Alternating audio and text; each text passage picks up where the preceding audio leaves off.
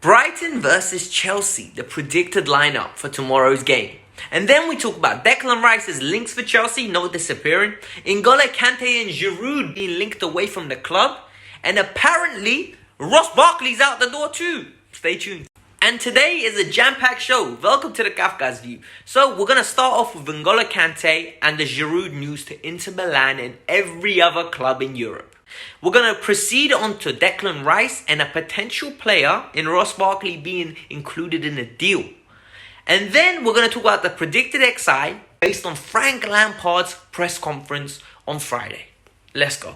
But before we get started, do me a massive favor to make sure that the algorithm does its thing and pushes this video, because you guys are supportive people. Hit the like button and subscribe. It's literally free. It's going to take no effort. Literally, it should be done by now. Thank you very much. I really appreciate it. Let's get on with the video. No more plugs. We're going to start with the big news. N'Golo Kante has been linked away from Chelsea for a while now.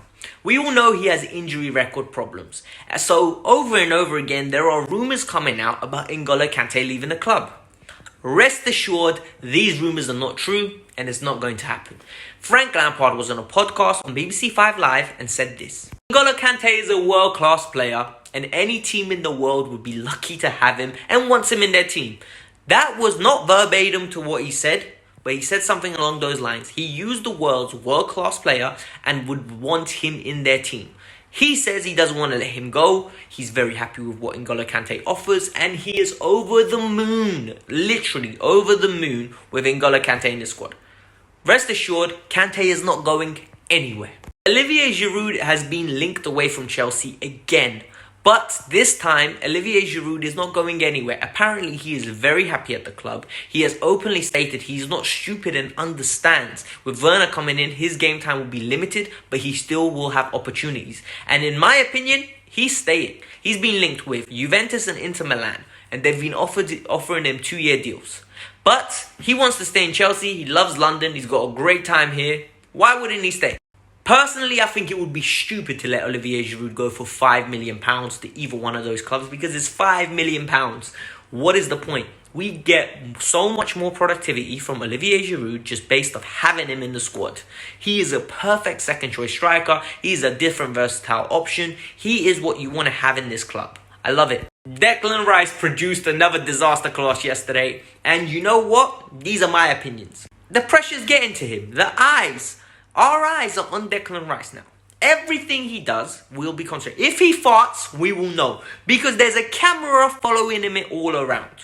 Declan Rice's career is going to take either a way up now or a way down, because he's no longer irrelevant Declan. All of a sudden, he's Basmati Rice. You know that lit rice, the nice one. He's not saffron or whatever it's called. He's Basmati, my favourite type of rice. So, I'm not going to lie to you. I'm going to keep a close eye on him. Before he comes to Chelsea, I want to know what we're signing. I don't think he's worth it. A lot of you do. So let me give you the news on him though. On August the 11th, we had a £50 million bid rejected, as you can see over here. We followed that up with 50 million plus add-ons. Yet again, rejected. And now the rumours are stating we're going to include Ross Barkley in the deal. What are my thoughts? What Frank wants, Frank gets. It's as simple as this. Frank will have no excuses this season to achieve the style of football he wants. Because if he gets Declan Rice, give it to him. He wants him, give it to him. It's as simple as that. Just give it to him. In my opinion, Barkley would just be it's just damage. He's a hostage right now. We're going to have to release him to get what we want. And it's as simple as that. He'll just be another chess pawn. We don't need him, really. When you think about it realistically, he's so down the pecking order. It's about time to let Barkley go and let him recreate his career. There is a good player in there. I just don't think there's a Chelsea caliber player in there. So, personally, if it means we let him go and we get Declan for 20 million plus Barkley, it's a good deal. Why not? So, if you made it this far, you might as well clearly enjoy the video. So, hit the like button if you haven't, subscribe to the channel, and one more thing. I've got a fantasy football league thing. So, the code's going to be in the bio, and the code is going to be in the comments below. So, make sure you go and check it, and join the league. It'll be good banter, it'll be good fun. But now to the predicted XI. Let's go. In goal, we're going to start off with the man that no one wants to see. I personally think Kepa should start in goal, and I think Kepa will start in goal. Kepa in the pre-season friendly against Brighton looked okay. He didn't look shaky. He looked decent. Mendy has not signed for the club yet. As of this point, Mendy is not a Chelsea player. So I think it will be Kepa Arrizabalaga in goal. Hopefully he has a good, strong performance, and hopefully this Mendy signing will kick him in the bum, literally, and make him start playing. Because Kepa is an expensive asset to have if he's just sitting there and getting wages. So I think it's time to keep him. At right back, I think we are going to have Reece James. Reece James is going to be integral for the width that is provided. He is going to be the player that's going to be bombing down and crossing it. He needs to improve on his defensive game, and I think this is the season where he's going to improve. He has got the size. He's very quick for his size, literally, relatively to his size. He's very good. Excellent delivery, and I think, all in all, Reece James will be a fantastic Chelsea player in the future. I think the centre-back partnership is going to be with Antonio Rudiger and Kurt Zouma. I think they're the two that Frank trusts more than anyone. I really doubt he's going to risk Tomori with his potential loan coming up. Even though he said Tomori's in contention, I just feel like he will go for the trusted, what he trusts at this moment in time in Kurt Zouma and Rudiger. And the winner of those two will be Thiago Silva's partner when he is fit for the next game, hopefully. So, we'll see. Evidently, if you look at what we have to offer at left back, I don't think Frank fancies either one. So I think the captain, the gaffer, Cesar Azpilicueta will start as the left back. I think he will play. It will be the more defensive aspect of the team.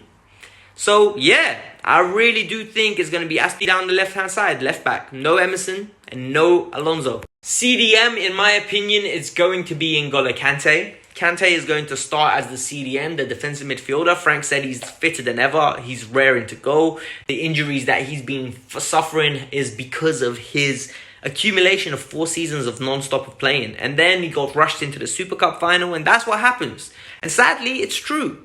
But N'Golo Kante will be our defensive midfielder for this game, in my opinion. I feel like Ross Barkley is going to get the nod in this game. I really do. I feel like Lampard trusts him. Lampard will want the balance in the midfield, and a Mount and Barkley midfield does work. It really does, especially when Kante plays. Mount offers a lot of the intangibles of the running around like a headless chicken, pressing hard, good, young energy. I don't even know how to describe what Mount does at times. It's very important. The way I worded it really underplays it, but it is important. But I think Barkley provides a sense of security. He might not be the most brilliant tackler, but I think his positioning, his discipline, he's a very good player. I think he gets a lot of stick. I really do. I don't think he's Chelsea caliber to start, but in games like this is why having a Barkley in the rotation is phenomenal. You really do need one. I feel like Mason Mount is going to get a run out again. Mason Mount is Frank Lampard's trusty general. He literally trusts him. And that's a key word in football. When you trust someone, you will play him. This is why, if you listen to Gareth Southgate, he consistently uses the word trust, and trust. Delph, always in the squad. Lingard was always in the squad because the trust was there until it's lost. And in this case, I think Mount is a mainstay in the team. You lot need to get comfortable with it. And yeah, we're going to see Mount tomorrow. On the right-hand side of a winger, but he's going to be playing more as an inside forward, in my opinion, and have the freedom to roam. Our new signing, Kai Havertz. That's going to be great to see. I'm not going to lie to you. It's very exciting to see him in the Chelsea kit, see what he's made of. I think he will get the start. He will be coming in on his left foot and creating. And the fact that he's both-footed makes it even better. I think on the left wing, a lot of us are going to be disappointed. Christian Pulisic is out injured, and I just think this game has come a bit too quick for him. He might get some minutes in the second half. I think Hudson-Odoi will be overlooked again, and Timo Werner will be our left winger. Sad but true. I think he will play on the left wing and provide the threat of cutting in, banging at top bins, or linking up with our striker, whose name I will not say yet, otherwise it'll ruin the video. Yep, I think there was going to be a lot of link-up play between the two of them, and Werner will be on the left wing, in my opinion. Up top, we're going to go with Olivier Giroud. I think Giroud is going to be the experienced head, and Frank's going to trust him. I think there's going to be a lot of times this season where this combination will be used. Preferably when Giroud is up top, it's a team that's going to be a little bit more aggressive and combative. Giroud will be needed to hold the ball up and bring everyone else into play. Don't be surprised if we transform into a 4-2-3-1 eventually. But in the beginning of the season, I think it's going to be a mixture of Pulisic and Werner on the left wing. And if Werner goes up top, then Giroud comes out. But preferably, I think it's going to be Giroud. And I hope it is Giroud and not Tammy. That's my opinion. Now I want you lot to give me your team that you would play. Give me your score prediction. And thank you for watching. On a level, this was the Kafka's You. Make sure you subscribe to the channel. It really helps. The channel is getting really close to 5,000. We've really slowed up in the last 2 weeks.